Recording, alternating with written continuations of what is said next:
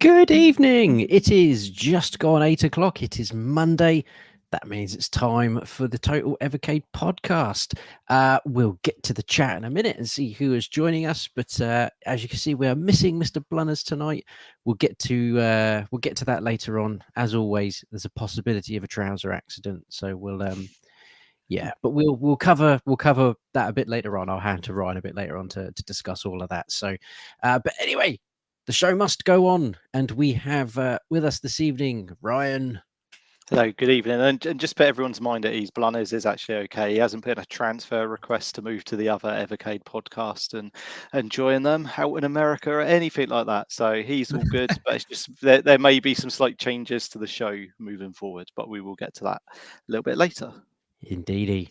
And then always the man, the myth, the legend, Mr. Derek, Sir Top and Hat. Good evening, sir. Good evening. It's great to be here. Yeah, very excited for tonight. So, hopefully lots of great topics to cover. I think there are. Right, just so that we don't double click everything, Ryan, if you want to go through the chat. So with us this evening, we've got Mr. Vernon Couchman. Good to see you, my friend. Toxo, always good to see you. We've got Rob Cat. Hello, Rob Cat. I hope you're keeping good. Keith Little, thank you for becoming a member. I hope you're doing really, really well. Enjoy some of those little early membership things that Blunners is working on. Mr. Dave Newland, always good to see you, my friend. Nick Craddock in the house. Arcade Gig, good afternoon, I think, for Arcade Gig. I can't remember if they're American or not. Skip-ins, good to see you, my friend. There's loads of people in. Mr. Taylor, always good to see you, Mr. Taylor. Chris Dunham, good evening. Matt Upton, hello. It's good to see you. Oh, there's lots of people in. Warren G. Is that like Warren G? Good evening. I hope you're good. Obsolete Worlds, Patch Cybernoid 2. We'll get to that later on, don't you worry. Yes, Cabbage Face. Mr. Tim, good evening, Mr. Tim. I hope you're good, buddy. MI Tech, good evening, MI Tech. Hang on a second. Iceman Extreme, there we go. Good evening, Mr. Iceman. Andy, good to see you, my friend. Rob Kennedy, everyone is in tonight. Everybody who's anybody is in tonight. Dominic Bradley as well. Good evening. Righty-roo. There's never a good time to say that, is there? Oh God, I instantly regret that. Let's jump into the first topic. As always, what have you been playing and latest news? So, Ryan, what have you been playing? Yeah, so I've gone on and played the C64 Collection 3. Because we're going to talk about Cybernoid 2 a little bit later on the show. Mr. Obsolete World has requested this in the Hangout. So we do talk about things or issues that people raise. So yeah, we are going to get to that. So I've played Cybernoid 2. I will say that the game's not particularly brilliant. It is, as I was chatting to Sir Top and Hat offline, and even he says it's one of the most tricky games he's ever played. So yeah, it's not great. And I also played Summer Game. Is it Summer Games 2 on the C64 Collection 3? Yeah, I think so. Yeah, so I've had a bash at that.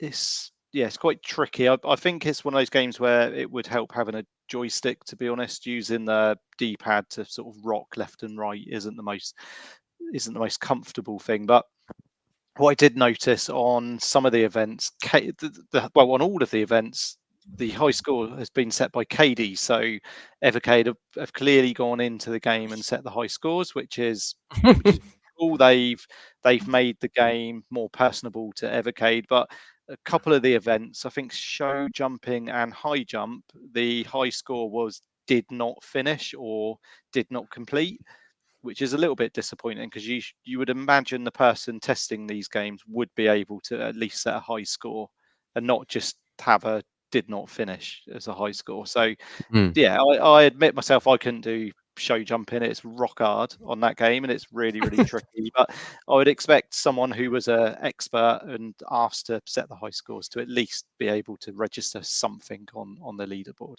So yeah, that's pretty much me, apart from the new game of the month as well, which we will talk about a little bit later. We certainly will. Mr. Derek, what have you been playing? Well, obviously, aside from the new game of the month, which I'm sure everybody in the comments has been diving into, I've also been getting on Atari Arcade Collection 1 and really enjoying that Lunar Lander. I'm just fascinated by the whole zoom in ability. I just think it was such a wonderful ad in those days. We take a lot of things for granted in gaming, but when you go back and you actually have a look at the technology it actually took to do this, and what a fantastic idea it is. And it's still just as tricky as it ever was. I mean, just try and tap that little A button just to propel yourself enough to land. Goodness gracious, all the practice in the world, and I still go wrong. And I think that's what thrills me about it, is the challenge remains there. It doesn't go away. You can't become complacent. This game will absolutely eat you alive. And yeah, just as good. I mean, those Vectrex style graphics are just magic. I never really had a chance to play the Vectrex years ago, but I am certainly a very, very big fan of that sort of a wire style graphics. And the fact that Atari used this for Lunar Lander is lightning in a bottle. And I've been having a lot of fun on that. Yeah. I've always thought I don't know why it's reminded me, but there's a game on the NES that I've always thought Blaze should try and get hold of, and that was Solar Jetman. It was hard as balls, but really enjoyable. And you had to learn to just like tap that A button just to give you enough thrust to get you to the next bit. Yeah, highly enjoyable. I enjoyed it more as I got older. I hated it as a kid. And but yeah, Solar, I don't know why that's reminded me. Solar Jetman. There we go. So I have been playing a little bit of a collection that I haven't had a lot of time to put some time into, but I've been playing 2 games on it that I think are absolutely belting. So again, a massive shout out to Mr. Rob Taylor for this. I've finally been getting around to playing some Atari Lynx Collection 1. And I have been enjoying the hell out of Basketball. What a game. Basketball with a fight in the middle. Like, this is fantastic. It's so much fun. And I love the graphical style of it. If that's what it looked like on the Lynx, I'm surprised the Lynx didn't do better than it did, because graphically it's absolutely beautiful. It plays really well. It's nice and smooth. It's a really good ROM. I can find myself just playing one round of it. I can find myself losing an hour and a bit into it. Really enjoying Basketball. And the other thing that I've not put a lot of time into, but just a little bit, because I love Dracula, anything to do with Dracula. Dracula the Undead. That is an interesting looking game. I don't know if I'll be able to sit through the whole thing, but it is. Do it. Yeah, is it worth sticking with? Yeah. Oh, 100%. Yeah, one of my favorites, that is. Okay. High recommendation. I think what I will probably do is I'll play it a little bit more, and if I think it's going to be my kind of thing, I think I'm going to put a pin in it, and I'm going to play it in October and just sort of have a nice little Halloween treat for Dracula the Undead. I'm really enjoying what I've sort of sampled, albeit not a lot of this collection, because there's a lot on this one compared to the second one. I know there's a couple of puzzle games on this one. There's like an asteroids game, and I know someone in the chat's put Gordo in there as well. So yeah, there's really enjoying this collection so far. So yeah, very enjoyable. And latest news. Have we got some latest news, chaps? Go on, Sir Top and Hat. No, that's okay. Yeah, that's fine. You carry on. No, all I was going to say, we've had the new game of the month, which we're going to talk to shortly, and we've had a firmware update, which we will talk about as well. But apart from that, I don't think we've had anything else. No, it's all I don't very think so. quiet. All very quiet. Is there one more cart to announce this year? I think there's 2. 2. Oh, do we know when they were being announced, or because are they due out this year? Yes, December. Wow. Do we have any hot takes on what we think it could be? Is there anything in the rumor mill that we need to be discussing? They have given an idea, but I can't remember what they said. I know Toxo who's in the chat, he put something in the Evercade Hangout about the two. They gave 4 clues. Yeah, I mean, one won't be a surprise. Okay. So have a little think over the year, and one's not going to be a surprise. The other is a wild card. Wild card. I like a wild card. I Well, really we don't do. Just, hey? Love it. Absolutely love a wild card. In Television 3 would be pretty wild. Yeah, I mean, in Television 3, Tomb Raider 2, there's plenty to think about. What wouldn't be a surprise to you? Man. Someone chuck SNK. That's got to be done. Surely we're heading in that direction now. It's not a wild card, but it would be great. Oh, wouldn't it just? What is the... we could be speculating all night. I best not go down. I best not go down that rabbit hole. Best not go down that rabbit hole. But haven't we got Bitmap is due out at the end of this month? Is it? And yep, Bitmap Brothers 2 and Legacy of Kain. Yes, that's only 2 weeks away, so they should start dropping through people's doors soon. In theory, it's not that long away. And I've just recently saw actually Legacy of Kain on PS1 is slowly creeping up in price. So this is probably as long as it's a good port, I think this is going to be a good cart seller for them, because it did make me think, do you know what? I don't have Legacy of Kain in my collection. That'd be quite nice. And went online. I was like, yeah, I don't think I'm willing to pay that. So I think it's starting to creep up in price. So yeah, for anyone that wants a good version of Legacy of Kain, hopefully this will be it. Yeah, and don't forget, of course, in that firmware update, it allows you to use the analog controls now. So if you have got an analog controller, like 8-bit do, for instance, not that I'm doing a plug or anything like that, then obviously you can use your analog stick with it now. So yeah, that's exciting news for those that want it. It certainly is. Certainly is. Okie dokie. Shall we go on to our first full topic of the evening?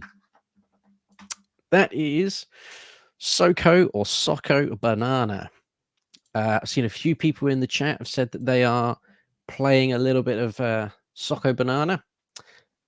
Let us know in the chat how you're finding it. Are you enjoying it? Is it what you think it was going to be based off of that fantastic cover art? Let's go to Ryan first. What are you making of Soko Banana? Okay, so I'm with you. I think the cover art is brilliant. I really like that. If you were to see that in a shop when you were younger, you'd be very interested in that. If that was a Nintendo NES game, looks really cool. But let's just go to the positives. I like the graphics. I think the graphics are nice. I like the music, which I think's nice as well. It's just not my type of game. I'm not a big puzzle fan, so it's not that I think the game's terrible, because it's certainly better than Box Throwing World Championships by John Hancock, whoever that game was, and the one we had last month, Tower Defender, and I think it's even better than the Jane Austen game to play. It's more pick up and play. It's that Jane Austen game, the jump was just an absolute pain, and going up and down stairs and things. But yeah, so I think there is a market for these types of game, and I've seen in Hangout lots of people are really, really enjoying it. So yeah, it's just not my type of game. So I don't hate it. I just wouldn't pick to play this type of game. And and that's it. It's just not my genre of game. But yeah, I'm glad that this has got better than what we've had before, because that tower defense game, was just not very good. So I'm glad they've moved away from that. Yeah. Sorry, this comment has really made me chuckle here. Stone Cold Jane Austen, fantastic. I think that would have made it a slightly better game as well. Okay, Mr. Derek, Soko Banana, what are your hot takes? Yeah, Soko Banana, here we are, the latest game of the month by Flip for Fate. Yeah, I mean, I think here they've really grasped the NES and kind of embraced it. A fun little puzzle game where you've got to move the boxes around. There's plenty of variation over the levels. My favorite being the snow level, but obviously if you make it to the last stage, the moon, there's some good twists there. I enjoy collecting all 3 bananas on each screen. I felt that was quite a nice little added extra challenge. It might have been nice to have seen something a little more variation later on, but they did add some different mechanics like break-in things and also teleportation, which always makes it fun in this type of puzzle game. There's a good hour's content here. I beat it in about an hour. And also I will tell people, if you collect all the bananas, and obviously you get those stars, you've got to collect a little star as well to open that final screen. Once you've seen the ending, it will come back to the level, and there's 2 more levels, 2 more little sections like stages to do. And if you do those, you'll see the official ending. So that'll sort of give you a nice little send off and 100% the game, which is fantastic. Also, with this one, would you all like to see a sequel? If you would, the only way to find out is to complete this bad boy and 100% it. So, yeah, it just gives you that little added challenge for this coming week if you're looking to do that. I know some people aren't. They'd rather hang on. Some people have told me and play this game fully when the cartridge launches, and that's fine. It's not a problem at all. I've got a heavy gaming schedule, so sometimes I've just got to try and fit these sort of games in now while there's a little bit of a lull. And then all of a sudden after Christmas, when you're loaded up with lots of games from Santa, I haven't got to panic too much in trying these puzzle games, which there's some good brain scratching levels on this one. So I think there's people are in for a lot of fun, especially later on. Yeah. It won't shock anyone who's been watching the show for a while to know that I haven't updated anything and I haven't managed to give this a go yet. Watched a few people play it online, and it does look like it's my kind of game, I have to say. I do like a puzzle game. I've generally got puzzle games on my phone. If I have to go away for work, or you're sat idly waiting for something to happen, sometimes having those little puzzle games for me is really enjoyable. So I was trying to think what it reminded me of, because it does remind me of something, and it will come to me much later. The mechanic of just sort of moving the boxes around the level to find the right placement to then push them down to the bottom. That's very much a game mechanic that I do enjoy. Blunners summed it up when he done a playthrough on the channel. He said it reminded him of the early Zelda games, to unlock rooms and things. Yeah. Also, if you remember Indie Heroes Collection 3, of course, Choo Choo Mimic, you also push the boxes around. Yeah, and I quite enjoyed Choo Choo Mimic, actually. I have to say, I didn't dislike that game at all. I quite enjoyed that. So yeah, I think this one is going to be a little bit of me. Much like Ryan, I think the graphical style's great. I think it looks really cool. Yeah. It's got a great soundtrack. I think putting it as part of a collection is a really good place for it. Having it with a few other games, like I think we were saying just before we went live. It's if you'd forked out a huge amount of money for it, it probably might not have been your thing. But yeah, have it as part of a collection, that makes it sit nicely. So lots of people in the chat seem to be saying they're enjoying it, saying it's best game of the month that we've had so far. I'm not sure if that's a compliment or not, but yeah. What was that? A little what? A little banana. A little like Soko. Soko Banana, of course, is where it all kind of began, that type of thing. Definitely. Out of interest, would anybody in the comments? I mean, I'm a big NES fan, but I want to know from you in the comments. Back in the day, would you have put 50 notes down for this game as an individual game? So let me know. Yeah, and if you did, would you have been peed off when you started playing it? I'll tell you what, it has got little elements of, and it might just be because it's got a monkey in it. But it sort of strikes me as it strikes me as being sort of like a little extra add-on for like a monkey ball game. Like it would be just sort of like one of these little hidden things. You load the monkey, you get the monkey and the ball at the end of the level, and all of a sudden there's this other level that loads up for a quick sort of intermittent sort of puzzle game. So yeah, I don't know why it's made me think of monkey ball, but probably just because it's got a monkey in it. Yeah. Excellent. So people seem to be enjoying Soko Banana. So good shout. Go on, Derek. No, I just got to say, if you do get to the last level with the moon, I mean, I don't want to spoil things for people, but Skid the monkey actually has a little space helmet on. and I thought that was a rather nice little feature there for the duration of the levels. Nice. Okie dokie. So, latest firmware 4.0.0 has now released, and this is for VS and EXP, I'm assuming, isn't it? Yeah, not for Super Pockets or the OG handheld. Yeah. So what do we get? What can the people expect from new firmware 4.0.0? I will load up what it says. But I know one of the things Derek's already touched upon is the analog control for certain that's games. the big thing. Mm.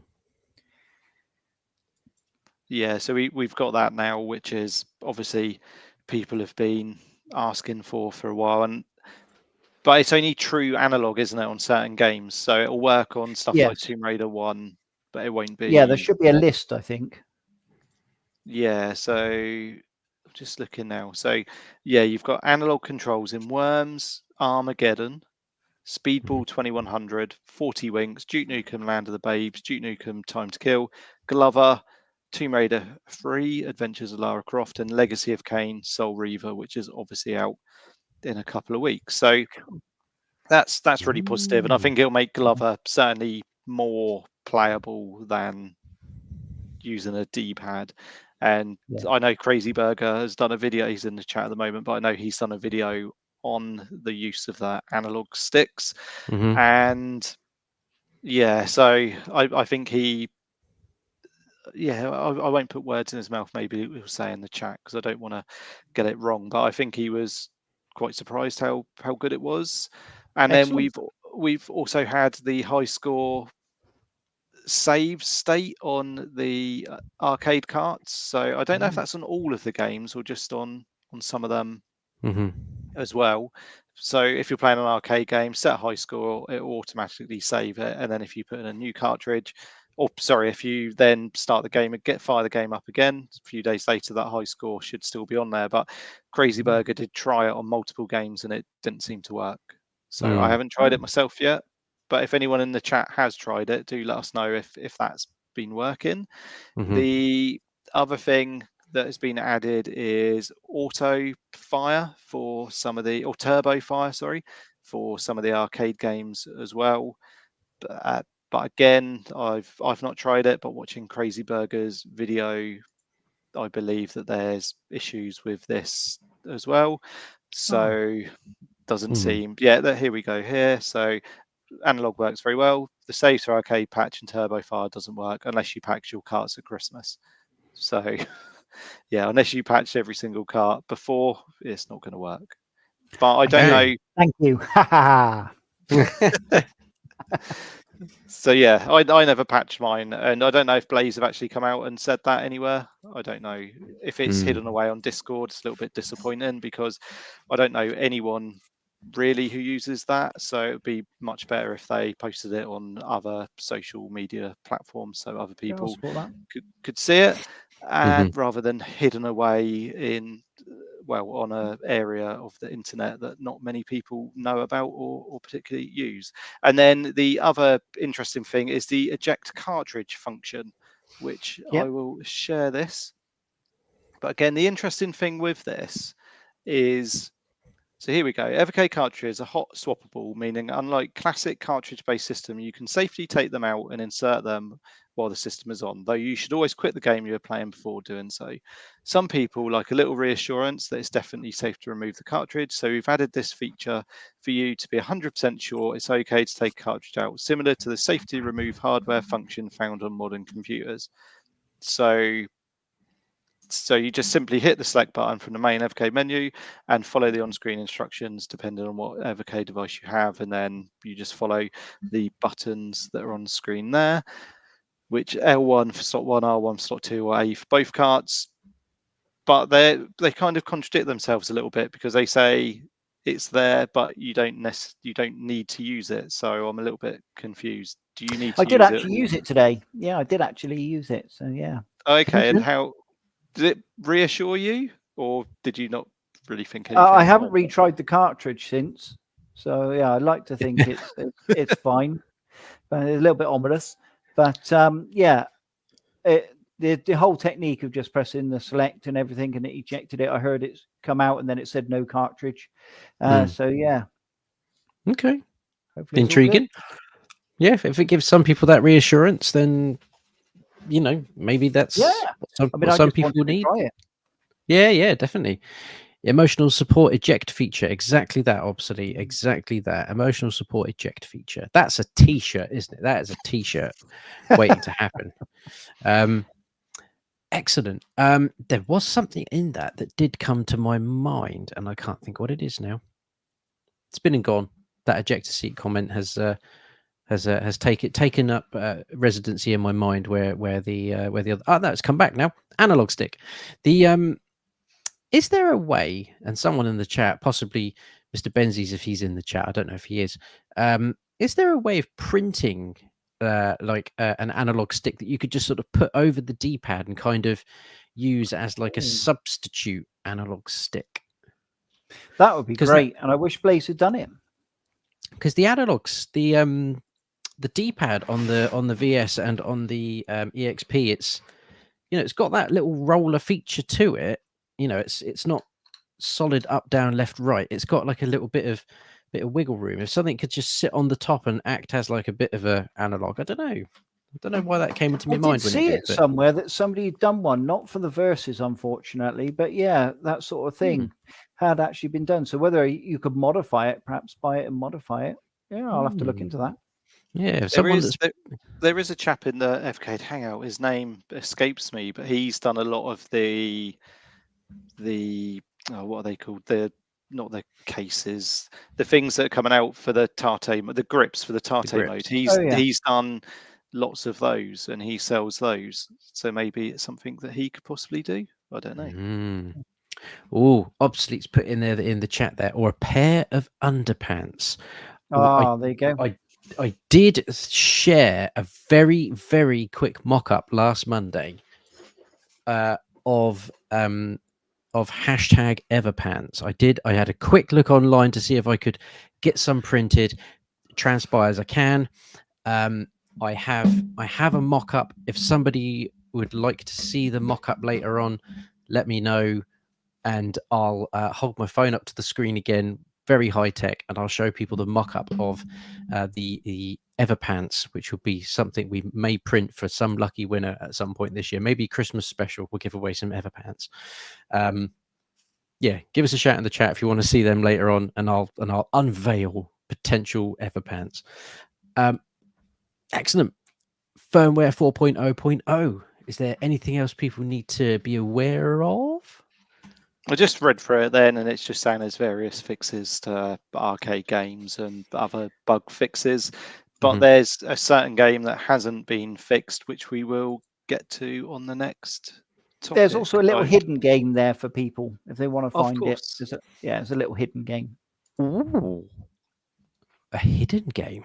I'll ask you off air what it is, because I won't find it, because I'm stupid when it comes to this kind of thing.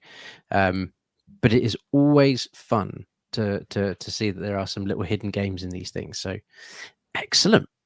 Right, let's take it away with the game that hasn't been fixed. Cybernoid 2 on C64 Collection 3. Will this ever be fixed? Which one of you chaps would like to take people through who may not be aware of what the issue is? I feel like we need Obsolete World here, who's in the chat this evening, to talk about this, because he is very, very passionate about this, and quite rightly so. And again, chatting off air with you two before we came live, I know Cybernoid 2 isn't particularly everyone's favourite game, and they may not enjoy it, but in the future, it may be your favourite game that may be broken and may not be fixed. And I believe Obsolete World brought this to Blazer's attention 7 months ago now, and the issue with the game is that I believe if you fire and use the directional button, you just skip levels and you can complete the game in about a minute. So, and it's not something you can really get away from when you're playing it. So Obsolete World has approached Blaze, asked if they will fix it, and I think the reply was it's not on their radar at the moment because they've got other things they're working on, which is fair enough. I get it. They've got so much stuff coming out at the moment, so many games, so many hardware devices as well. I can understand why that this might not necessarily be their number one on the list of things to fix, but equally, should it have been released with this issue to start with, then no, it shouldn't have been, and it should have been picked up during the testing. And I believe it's only a 15-minute game as well to complete, so yeah, it's very, very disappointing. So obviously, yeah, pressing weapon change and moving left or right will just warp you to the next level. Kind of feels like there's a speed run in there, doesn't it? It feels like there's a speed run that obviously it's the only way I'll ever complete it. So yeah. So yeah, obviously get some speed running in on that, and then you can try and take the world record for that really, really quickly, because there's lots of people that do glitches and things like that to win world titles. So you could be the quickest Cybernoid 2 player in the world.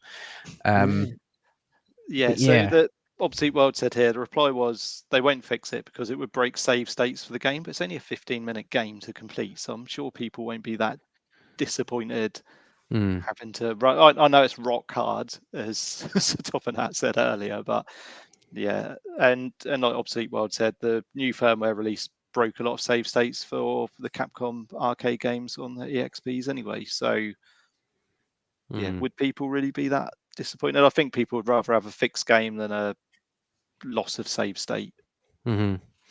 Yeah. I mean, Cybernoid 2, Derek, sell me Cybernoid 2. Is it as hard as Ryan says it is? Well, again, it's a cracking Commodore 64 game. As people know, I'm a huge ambassador for the Commodore 64. I grew up with one, and although I'm mainly talking about Spectrum at the moment on X, I am a huge Commodore 64 fan, and yeah, I can completely sympathize with Obsolete Worlds, because obviously one of my favorite games, of course, is Asteroids Deluxe, where Atari provided the wrong ROM to Blaze Entertainment, and they went ahead and put that ROM on the cartridge, and that never got rectified. So obviously I can see where he's coming from with Cybernoid 2. So yeah, unfortunately, I'd really like to see them just try and put that right. I appreciate they got a cracked version. They've only got to go back to the company and get the correct ROM and get this on there, really, because as I say, I mean, these things can only escalate, and we wouldn't want it to be something bigger, like say Legacy of Kain or Tomb Raider in the future will be. So yeah, I mean, the smallest thing can be the biggest thing, especially if you're, it matters to you. And I'd hate this to happen to anybody else. As I say, I've had it happen to me, and obviously Obsolete Worlds has had it happen to him now. And yeah, I mean, these Cybernoid games are brilliant. I mean, the first one is absolutely out of this world. I love it on the Commodore 64 collection. And the second one I would certainly have enjoyed more, had this option not have been in there, because obviously it did happen to me. I think I was on level 2, and I was being pretty careful, to be fair, but that's probably the trouble. I was being over careful, and then obviously I triggered it. So, it messed up my entire score, everything. So, it kind of put me off. So I would like to see Blaze rectify. I appreciate they're busy. I'm not disputing that. But, as I say, hopefully they'll find it, in the new year, they can get something sorted. Yeah, for sure. It's almost like there needs to be just a rundown of all the things that need a patch, based on something really small and trivial, and just maybe next year spend some time patching some of those games, because for some people these are their favorite games. And what they need is a Top and Hat to test all these home computer games before they're released, because he's a machine at playing these games, and he grew up with them, and he knows what's coming and how the game should run. So I'm all for that, and I've just given you a massive job there, so Top and Hat, and I apologize for that, but yeah, I think they should turn to someone like yourself and ask you before these games are released, just to make sure that they are playing as they should have done 40 years ago. Yeah, it'd be great, honestly, and I think it'd make a lot of difference. You turn out a quality product, and fans really, really warm to it. And that's all I want. I just want Blaze always to turn out a quality product. And then that way, as I say, it's just going to get more people pulled in, isn't it? Mm-hmm. Yeah, definitely. Yeah. And can we just leave this up there for the rest of the show? Because it's not very often anyone says good idea, Ryan. So we just leave that there. Need a little pat on the back there, Ryan. Sometimes we'll make sure we say good idea, Ryan, a bit more frequently throughout the show. Okie dokie. So we've got a couple more bits to discuss. We're sort of rattling through. If anybody does have any questions or anything that they would like us to discuss, any Dear Derek questions, get them in the chat. We'll get them starred. We'll definitely get to those at the end. But I think next on the agenda is the Evercade World Cup result, the thing that everyone around the world has had their finger on the pulse for. People have been clambering at RGR headquarters to try and get the results of the Evercade World Cup. There have been people bashing down front doors. There's been rioting in the streets over this. So, Ryan, let's hand you over for these results of the Evercade World Cup, unofficial. Yeah, well, before I go to the results, Andy, who's in the chat this evening, he's done a really great post in the Evercade Hangout about 5 days ago, where he's gone through every single round, looked at the percentage, looked at the surprise packages of results. I just want to go through some of these because I think they're really interesting. So like he said here, Xenocrisis Tanglewood is probably responsible for beating the most heavyweight contenders on the way to the final. It beat Pico Interactive Collection 1, Technos Collection 1, Oliver Twins, Data East Collection 1, Gelco Arcade, and Data East Arcade 1. So, yeah, that's quite interesting. And then Andy's put the surprise package for me has been Data East Arcade 1. It beat Namco Museum Collection 1, Home Computer Heroes Collection 1, Bitmap Brothers Collection 1, Pico Interactive Collection 4, Good Boy Galaxy and Witch and Whiz, Intellivision Collection 2 on the way to semi-final, and only lost to Xenocrisis Tanglewood on a tie break. So, and I was quite surprised by Data East Arcade 1 being so popular because I didn't think the arcade cartridges would get as far as they did. And then this is interesting. Not a single Atari cart got more than 26% of the popular vote. Atari Collection 1 got 5% in its round. Atari Collection 2 got 1%. Atari Lynx Collection 1, 14%, and Collection 2, 26%, and Atari Arcade 1, 4%.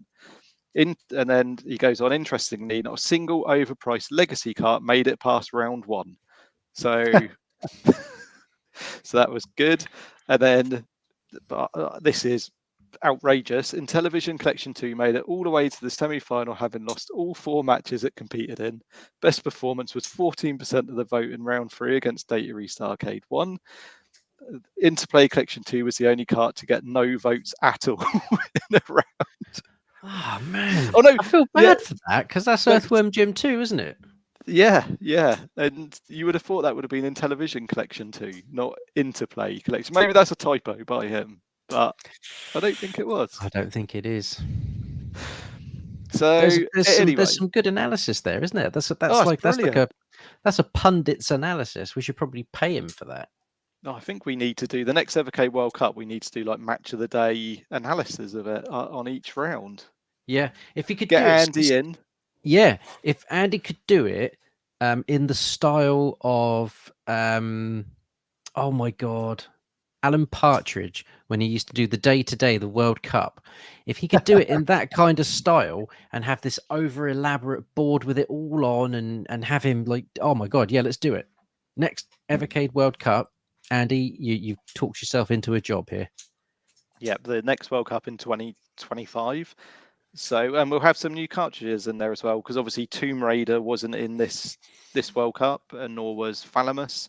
And then you're going to have Bitmap 2 and the 2 cartridges we don't know about, and the Legacy of Kain. So you never know.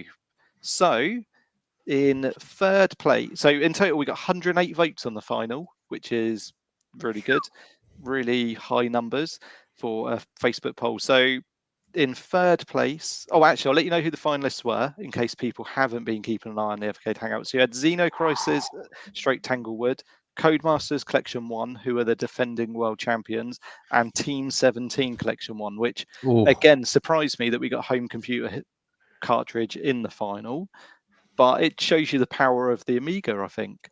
So in third place, with out of 108 votes, they got 19 votes, Team 17 Collection 1. Wow. So congratulations to them. Bronze medal. For Bronze their, medal. they probably weren't even in the last World Cup. So for their first one to enter to come third, very good. So in second place, with 38 votes, is Xenocrisis Tanglewood, which means the champions again with 53 votes is Codemasters Collection 1. So that is 2 World Cups they've won. Oh, come on. Cathedral won that, really. And is this all down to Sensible Soccer? And Cannon Fodder, probably. Yeah. This is interesting from Obsolete World. Interesting that it was all British devs in the final. Yeah. Of course it is. This is Britain's son. I find it hard that many people like the games that are on that Codemasters collection, because there's a lot of Football Manager games and they are not good games, really, are they? Are they that good? Do people like football on Codemasters? Yeah, there's like Cannon Fodder, Megalomania, Sensible Soccer, all that sort of stuff on there. Okay, that just shows you that's a cart I don't have, predominantly because I saw Sensible Soccer. I was like, I can do without that one.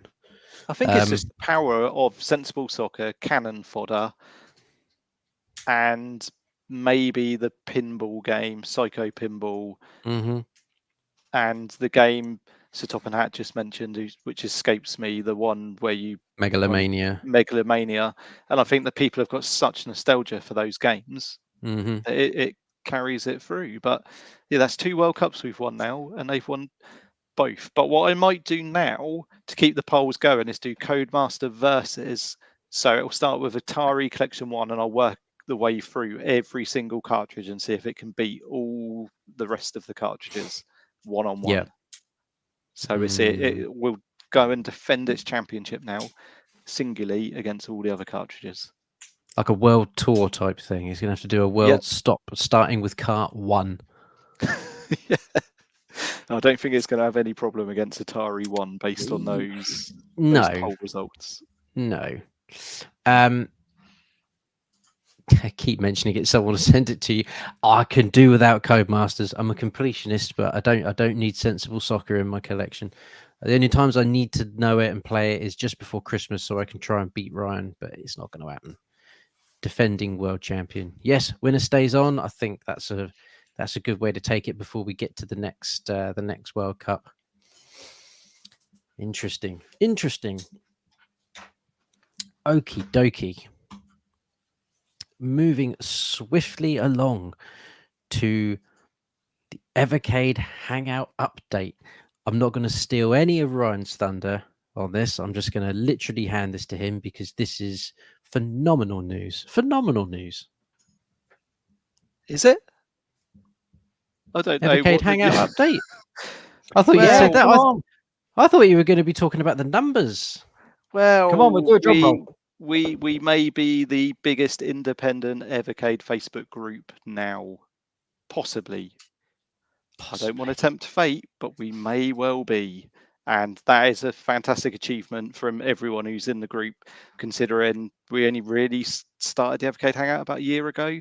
It's just grown and grown and grown. And it shows that people like to be able to talk in an open environment without fear of being banned for having a different opinion to someone else, or if you've got an issue with a cartridge, you're free to talk about it. I and the other 3 mods, we don't feel the need to really moderate the group. We just let it run itself. And then when you've got people like Andy and they're doing amazing things like that analysis of the Evercade World Cup, it's just brilliant, and you can see why people are clamoring to be part of it. So yeah, it is fantastic. And then you've got people like Obsolete World, who's so knowledgeable about games, and he's really passionate, and he's sharing his thoughts and opinions, and he's free to do so. If he notices an issue with Cybernoid 2, he's not going to be removed or blocked or anything like that. So yeah, it's really, really good. And then we've also got the Evercade High Score Challenge, which is running at the moment, and Toxo is running that, who is in the chat. And I don't want to say anything incorrect, but I believe the game's going to be Psycho Pinball on the team. Is that choice. Team 17 or is that Code? That's Codemasters. That's Codemasters. That is excellent. Yep, and he's got a poll up at the moment. I don't know if the results been done for which board. Is it board for which pinball board? Is that what it is? Is it a board or no table? It's table. Table. And the one that is winning, and I think it's going to be the high score competition, is Trick or Treat. Yeah, just in time for Halloween. Fantastic. Yeah, perfect. So come over to the Hangout if you're not already a member. Do take part in the high score challenge. I'm 100% going to take part in this one because it's a game that I can pick up and play, and not some tricky C64 game that I'm really, really bad at. So yeah, it's a nice, easy game. High score pinball's always good for a high score challenge. So yeah, do come over and join in. Is there an official number of people that are in it? In the high score challenge, or no, in the Hangout? I can tell you, it's great. We're creeping towards 3,000, which is really good. 2,948. So when we get to 3,000, I will do a cartridge giveaway. Any cartridge, non-legacy. Obviously, I haven't got that kind of money. I can't go and buy Techno's Collection 1 for. So if it was Ollie doing the competition, then by all means. Let's not forget, Ryan. Let's not forget you shop at John Lewis. You're the one with the money. You're the one with the money. But yeah, when we get to 3,000, we will do any cartridge that you want, non-legacy, I will buy and send out to you. So if there's ever an incentive to invite your mates over to the Evercade Hangout, there it is. Excellent. What I might do is I'm going to ask the chat. I'm in the market for a new cartridge. Just before we move on to the next topic, which is just the update of what's moving forward. I am in the market for a new cart. Now, I'm torn at the moment between Tomb Raider, because I want Tomb Raider, and Team 17, because funnily enough, I don't have that. I don't have many home computer carts. So what would people recommend? I'm going to go to Derek and ask him what he would recommend out of Tomb Raider and Team 17. And in the chat, chuck in there Tomb Raider or Team 17. What should I go for next? But yeah, Derek, what would you recommend? Well, if you're going to go for Tomb Raider, I'd say shop about. If you go to somewhere like Argos, you can pick it up for $19.99. So, I mean, it's only a saving of $2.49. But also, I am always bang on about Games Collection, and they are now stocking Evercade cartridges. So you can go there and get your points every time you buy them. So obviously that's more of an incentive than, say, buying it from Funstock where you'll get no points. So, that's something to obviously take into consideration. Team 17, of course, you get a little bit more bang for your buck. You get a lot more games, but obviously they are quite tricky. They're more sort of horror thrilled with sort of the Alien Breed series. So you probably enjoy that, to be honest. And then obviously you've got a bit of pool on there and some one-on-one fighting. So yeah, I mean, there's a good selection on there and a bit of platforming as well. But yeah, I mean, Tomb Raider, obviously, you do get 3 decent sized games, and it'll take you a little while to sort of blitz through those, especially if, like myself, you want to find all the secrets and things like that. So yeah, I mean, if I were you, I'd probably grab Team 17 for now. Because as I say, you get a little bit more bang for your buck. But as I say, don't be put off by the difficulty of the games. It's just a bit of perseverance and you're off. Okay, lots of people in the chat seem to be saying Team 17 too as well, even though everyone's saying Tomb Raider is still good, but Team 17's got that extra bit in it. I remember playing a little bit of Team 17 on yours, Ryan, just because I'd not played it before, and I'd always wanted to play Alien Breed because it just well, like you say, Derek, it's got that alien sort of xeno vibe about it, and yeah, it was great fun, the sort of half hour that I hogged Ryan's Evercade 4 on that. It was really, really good. So get Tomb Raider, as it'll be legacy. Oh, John, you made me panic ever so slightly. Then I thought, I can't miss another legacy cart. die inside a little bit. You've got to look at the Evercade World Cup results, in my opinion, and in Television 2, amazingly made it all the way to the final without beating anyone. So to me, that shows you the power of that cartridge. And that's what you're missing out on. Yeah. But I mean, yeah, Rob Cat's selling it there, wasn't it? Yes, I have the face hugger there is cuddly. It's all plushied with little like bits of metal in the fingers, so you can attach it to your face if you want to. All right, Team 17 it is. You've sold it all to me. Team 17 is going to be the next cart I jump in on. Not in television. Not in television too, no. Super duper. Sorry, Ryan, to burst that bubble there. Okay, penultimate topic this evening. Total Evercade Podcast, the future. Don't worry, it's not going anywhere, technically. Again, I'm just throwing everything to Ryan today. I don't know why everything's being thrown to me. So, yeah, as you notice, Blunners isn't with us this evening because he's now got other important things to be doing on Monday, and I'll leave you to work out what they are or what he's doing. However, it means that we're going to have to move the show to Tuesday nights moving forward. So, in the next couple of weeks, instead of a Monday night, we will be on a Tuesday night. So, I really hope that everyone can still join us. Obviously, if it's the case that we notice that numbers aren't what they are usually, then and people aren't able to make Tuesdays evenings, then we'll potentially look to move it back to Monday. But we really enjoy having Blunners here, so we would like to keep him here, move it to Tuesday until March, isn't it? And then come March, we will move it back to January, back to Monday. So think of it as the clock's going forward for 6 months, and then they'll go back again come March when we go back to Monday again. Yep. And just in there from Tim as well, Modcons and Uncensored, they will also move to Tuesdays because Blunners is a big part of there. So yeah, we don't want to just completely remove RGR Tuesdays. Exactly that, Tim. RGR Tuesdays. We're just trying all the days of the week. We used to stream on a Wednesday, moved everything to Mondays with the odd little Tuesday here and there. So yeah, now we're sort of going to go full steam ahead with a Tuesday and see what happens. Yeah, excellent stuff. Just in case anyone panicked there and thought Blunners had left us. Yeah, he's got a new job fixing trouser accidents, which he now needs to give his full attention on Monday nights. See, I jested earlier, but I think that he's had transfer interest from the other Evercade podcast, the American Canadian one. I think, I've heard that they've dangled some money in front of him and a few cartridges, so they're trying to entice him to Saturday afternoons. But coach him. Yeah. So we're gonna try and keep hold of him as best we can and move to a Tuesday. Hashtag Blunpoach. I'm all the hashtags this evening. Yes, Mr. Taylor, it will be same time, 8 p.m. as always. 8 p.m. as always. Okay. Just before we dive onto Dear Derek, let me see if I can quickly find my mock-up of Everpants. I have had some suggestions of things to add to the back, which I might do. We will see. So let me see if I can get this on up here. Ooh, everything's mirrored for me.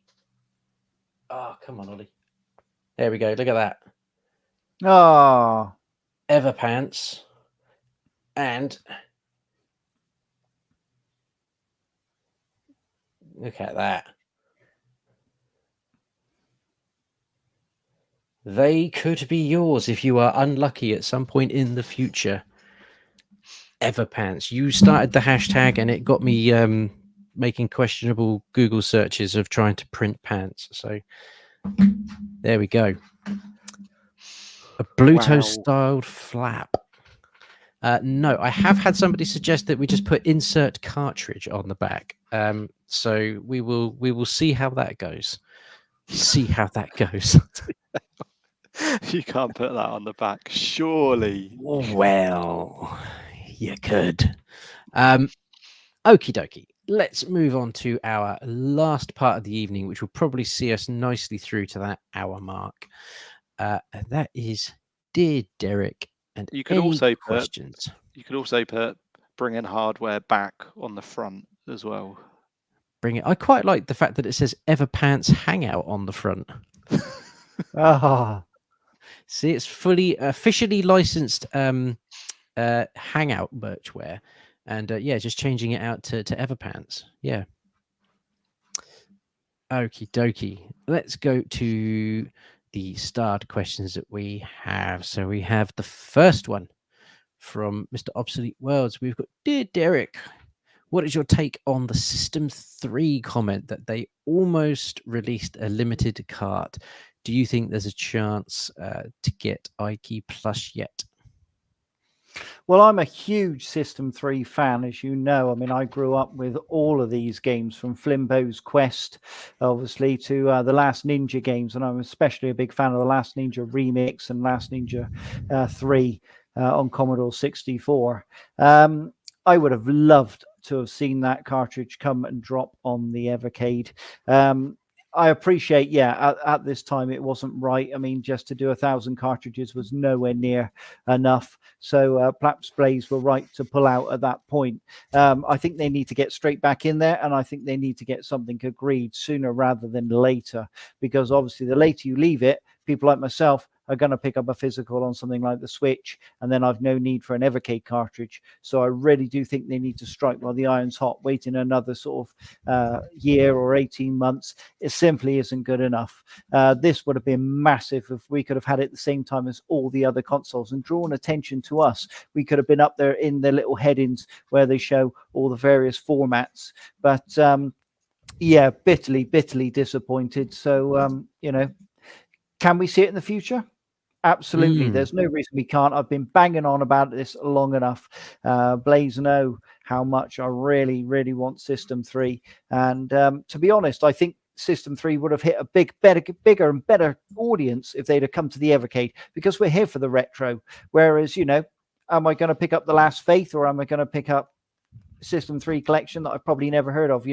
My grandson's going to go straight for those big Mario and Luigi games. He's not even going to give a second thought to System 3. So I really do think they could have sold about sort of 9, 10, 11, possibly 12,000 cartridges here on the Evercade, which might not sound massive, but compared to sales years ago of System 3 games, it would have been, pretty brilliant, and put a decent bit of money in their back pockets to then perhaps go on and do multi-format versions of the collection and make it standard for people. Don't go holing it up with limited run games and all that sort of stuff. Let's just get it out and get everybody included.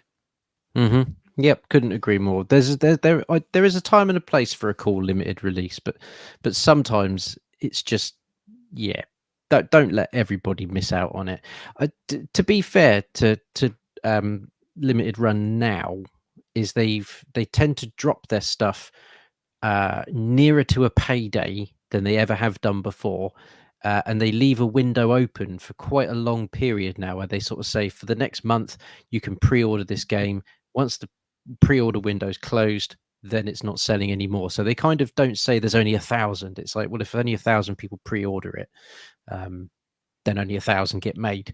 And I think that's a slightly better way to go about it, but still, there are still some games that you just, you can't have everything, can you? You can't buy all the games all the time. So having it be available to everybody with something like this, I agree. I do agree with you there. Okie dokie. We have now got Iceman Extreme. Do you think the Evercade can make a deal with System 3 after that Kickstarter campaign finished? I think we're sort of there. I think Derek would probably instigate that if he could. I'll certainly be putting my feelers out and making my feelings felt. I want something sorted. So as I say, sooner rather than later for me. But we'll definitely move heaven and earth and see what I can do. Excellent. Next from Mr. Toxo, dear Derek, Ollie, and Ryan, if we tie broken on Psycho Pinball and Thunder Hoop, which would you have chosen to play? Personally, Psycho Pinball. I'm a massive pinball fan. Love a bit of pinball, whether it's the Wild West table or Halloween. I'm not fussy. I absolutely love it. So, and I think it sort of includes everybody because most people can have a go, and there's no particular talent to it. You can have an off day, same as anybody else. So, yeah, that'd be my pick. Ryan? Yeah, I agree with everything that Derek's just said. I think a pinball game is brilliant for a high school challenge, and yeah, what a great suggestion in the first place. And it's brilliant that people, well, it is clear that people want to play a game like that as a high school challenge because it's finished top of the poll. I don't know what Thunder Hoop is. That's not a pinball game, I'm assuming? No. Someone hit me. What is Thunder Hoop? Yeah, it's like a little, I don't know how you describe it really, like a platform running gun. Something, Okay. I don't know, something like that. Yeah, in that case, I'm going to pick Psycho Pinball purely because it's a pinball game. Really great. I do like me a pinball game. I do like the pinball machines. And I took a photo. I'll have to send it to Derek. When myself and Tim were up at Timeless Gaming Convention in August, and one of the floors just had an entire wall of pinball machines. It was, I want to say 30 pinball machines, something like that. And in it, they had the original Addams Family one. And I thought, there we are. There's the one that Mr. Derek had mentioned. And I thought, yeah, I'm sure I took a photo of it. I'll have to send it over. Okay, last question. Just quickly checking the live chat. Oh, okay. Penultimate. We got another one. So next one from 741. Dear Derek, we've had Game Boy, Game Boy Color, Game Boy Advance, and Atari Lynx. Do you think there's time for a Sega Game Gear to be getting some representation on the Evercade? Oh, absolutely. I mean, I love the Sega Game Gear. It had some fantastic games, especially the Sonic ones, which weren't always identical to the Master System, but also Lucky Dime Caper. I mean, there were lots of games. And also, there were ones not also made by Sega. So, yeah, I think Blaze should dive in there and just see if they could get us a good selection because it would run so well on things like the EXP. And yeah, I so long and missed those games. They had some brilliant Game Gear games like Paperboy and things like that. So, yeah, I think it's high time we got something like that from a big developer. So I've never had a Game Gear, so I would be more interested in playing it on Evercade than I would in buying original hardware because the Game Gear can be a bit flaky now. You've got to have like new capacitors and all this other stuff to just sort of really make it worthwhile. And it's an expensive system to collect for, so I don't need another collection started. You can probably see from all the boxes and crap behind me, I'm in the midst of sorting this room out now. So yeah, I could do without another collection. So yeah, something Game Gear on the Evercade. I'd be very into that. That's a cracking suggestion. And then the last one I think is more of a statement than a question, but I'm sure something we can all get behind. Amiga games from Mindscape would be nice, like Moonstone. Moonstones was brilliant on the Amiga. My Nexon AB used to have it, and it's ridiculously hard to get through, and the controls are quite tricky. But anyone who hasn't played it, you're basically a knight, and you have to collect the moonstones. And there's like a map that you go around, and you have to fight different like knights or I don't know orcs or whatever gremlins, whatever you want to call them, or big monsters. And yeah, weirdly I've got a video here, so I'll just show you what I was just loading up. Oh no, forget that. It's not working, so don't worry about that. I have to show it next time. I will show it next time. I know. My computer's playing up. It just won't load. So I will show it next time. Or look it up yourself. Moonstones on the Amiga. Yeah. Got to be done. Okay, gentlemen, that has taken us to the end of the show there. There's nothing else anybody wants to quickly chuck in there, is there, before we start waffling and closing off? No, nothing that I can think of. As I say, do take part in the high school challenge on the Evercade Hangout, which Toxo will be starting very shortly. And yeah, just come over, join the debates, join the polls, and we will start a winner stays on with Codemasters, working its way through every single cartridge now. See if it can beat them all. Starting with Atari Collection 1. Yeah. Let's see. I'm going to start a campaign just to try and get people to bump it off straight out the bat by Atari. That would make me chuckle. And before we go, in the Hangout, Matt Upton has also offered to reflash people's cartridges. So if you've got any dead cartridges that are out of warranty and you're frustrated that it will no longer work, Matt Upton will do his best to reflash them for you. So he is on the Hangout. He has put a post on there. Just search for it, search for him, reach out to him. Really top guy and really kind of him to offer to do that. I think all you need to do is send the cartridge to him with a stamp to get it sent back to you. Yeah, I've got about 4. I've been meaning to send them, but yeah, I've got about 4 to send him. So yeah, that'd be great, and then I can get back gaming again on those. Excellent. Tim also chucking in the chat there. We are back tomorrow at 8 o'clock. I know it's a Tuesday, but we've got an evening with Webster Games. So we've been reaching out to a lot of game developers, especially indie game developers, to try and get them in for some interviews, discuss the indie scene, discuss how we're making these games, and just really try and explore the indie scene, I think, for much of the rest of the year, actually. So yeah, come and join us as we talk to Webster Games tomorrow. It's going to be great fun. Definitely come on over. So yeah, just thank you everyone in the chat for joining us along live. It's always great to see so many of you here, and just thank you for being a wonderful set of people and a good community.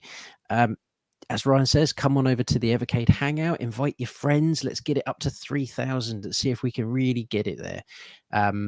I love it in there. It's great fun. Even if I'm not joining in the discussion sometimes, I just like reading through people's posts.